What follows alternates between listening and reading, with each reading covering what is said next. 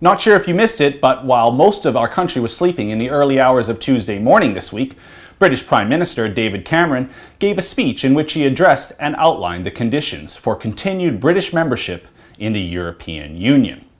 Now, some of you may recall that Cameron promised an in-out referendum on British membership in the EU as part of his 2015 election victory, and that promise was once again reinforced by Cameron in his speech. Now, I won't bore you with too many of the details, especially those pertaining to domestic British politics, but this decision is undoubtedly the most important the people of Britain will make in our lifetime.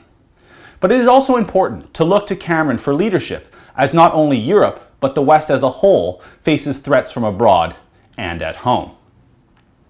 Cameron began his speech by stating that in order to meet the challenges of the 21st century, the European Union needed to reform, and that these reforms were both in the best interest of the EU and Britain together. He also reminded us of the recent Eurozone crisis, threats to security from ISIS, and the massive numbers of migrants they've created, which, if I may say, was refreshing to hear from a European leader. Next, Cameron reminded European leaders, and I quote, "Let's accept that one size does not fit all, and that flexibility is what I believe that is best for Britain, and as it happens, is best for Europe too." As for what the reforms really are, here are some of the crucial points.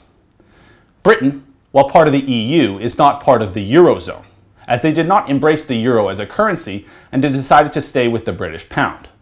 So this presents a problem, as Cameron and British businesses fear non-euro using nations will be ganged up on, and there may also be a possibility of an attempt to shift the financial capital of Europe away from the City of London. Cameron wants the EU to officially recognize the Union as one of multiple currencies, so no British businesses are at a disadvantage. From there, he went on to talk about the need to end Britain's obligation to what they call an ever closer union. This will allow Britain to have permission to opt out should the referendum end up going that way. The next reform would be considered the most controversial, as it has to do with the removal or implementation of restrictions on government benefits that are provided to immigrants to Britain from within the European Union. Something Cameron calls major pull factors. Those who oppose this from Eastern European countries like Poland call Cameron's reforms discriminatory.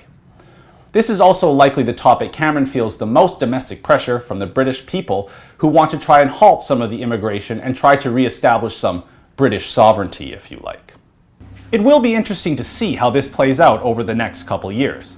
And I think it's important for us, even here in Canada, to watch Prime Minister Cameron, as we have seen a recent loss of principled leadership amongst the West lately.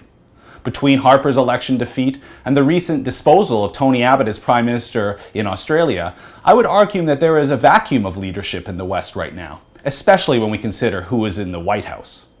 So when we watch David Cameron over the next year or so, we might just be watching the real leader of the free world. Think about that for a minute. For TheRebel.media, I'm Christopher Wilson.